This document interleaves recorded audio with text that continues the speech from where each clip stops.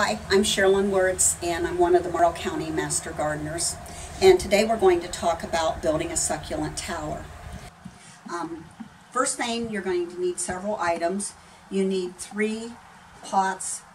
They should be of 3 different sizes, but when I bought this pottery, I was only able to get the 2 sizes. And these pots, which will make the stand between the bowls. And you need 3 different sizes of the bowls. Also, something that I did to stabilize this is I took a paver, we drilled a hole in it to hold the dowel rod that is going to hold all of these pots together. So it can be built with or without the paver.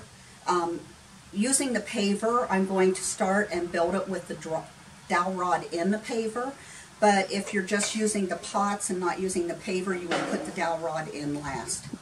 So to build this,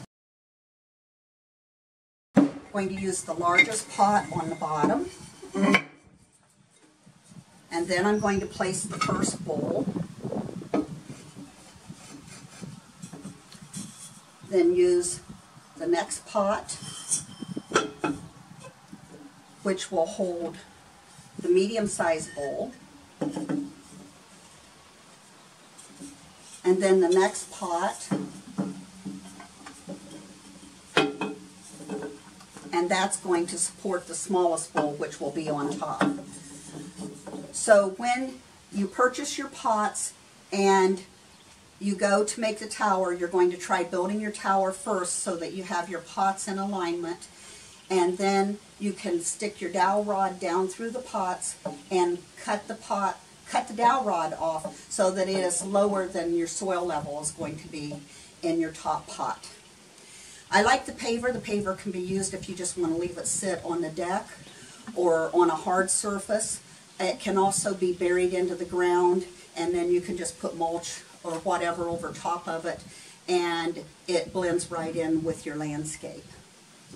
The first thing we're going to do is fill the pots with soil.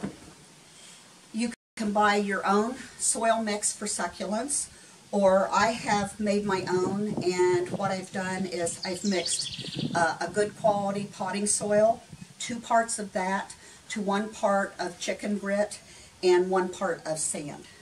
So you can either purchase it or you can make your own.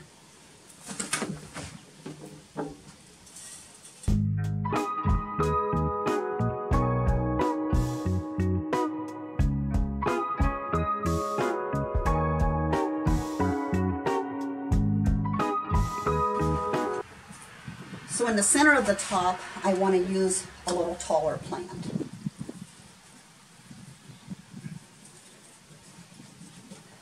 And then I'm going to start looking for some of the plants at different levels and how I would like to place those in.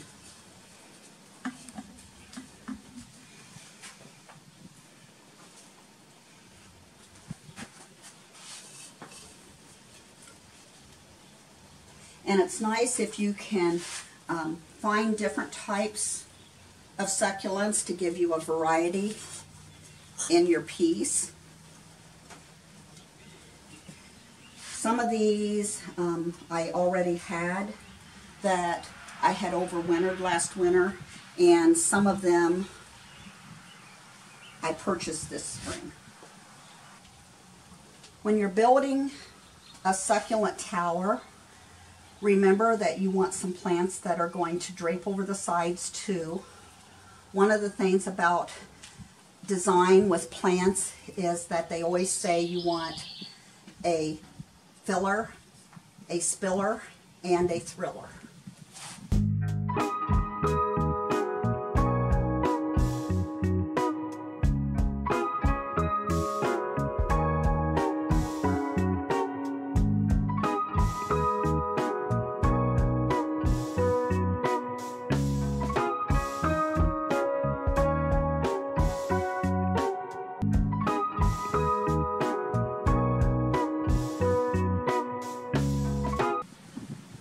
And this looks really nice if you can fill the pots and have a pretty good amount of succulents in the pots. Other things that you can do is you can buy the red clay pottery, and that can be stained or painted with a stainer paint that is okay for outdoor.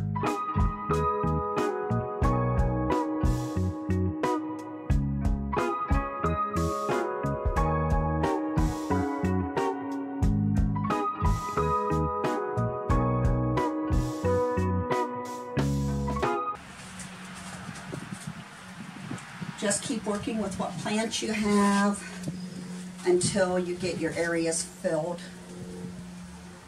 Then when you're finished filling the areas and you're happy with how you have your plants placed, you can go ahead and fill in with the rest of the potting soil to keep everything in place.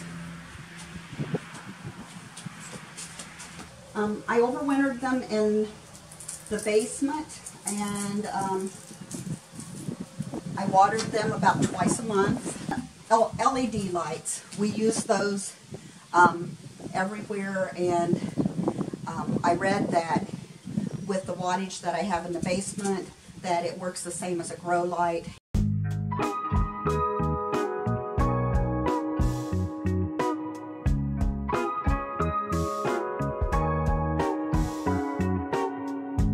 Trying to use up all the plants that I had, and then when fall comes and I want to make the succulent pumpkins again, I will just take them out of the tower and put them, utilize them on the pumpkins. Also, if you break off a petal, like this petal has broken off, you can put these in some of the succulent soil mix in little pots, and they will form a root, and then you can plant them and they'll form a new plant. You can use root hormone if you want to, or you can just put them in yourself and allow them to gather roots, which a lot of times they will grow on their own without the root hormone. Okay, now I'm going to work with my potting mix and fill in all the areas around the plants that I've got in the tower.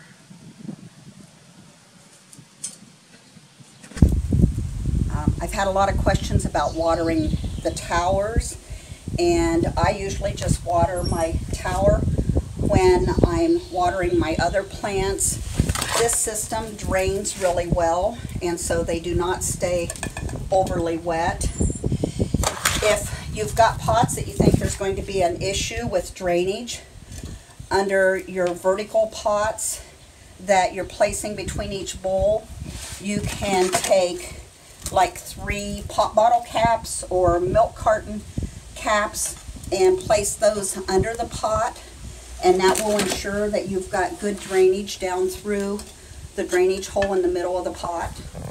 So there's different things you can do if you're having issues with drainage with the succulents, but I do not use the bottle caps or the pop bottle caps, and I've never had any trouble with my tower draining.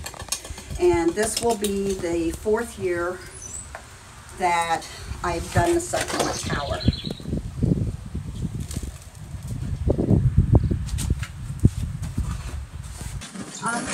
I generally sit it on my front porch, and so it gets morning sun, and in the afternoon it's in shade. Being succulents, they will take full sun or they will take part shade. Most plants do fine in part shade if they get at least 6 hours of sun a day. And you may find with some of the heavier plants that over the course of the summer they may drop out, and you can just pick them up and make a little hole again and put them right back in where they were.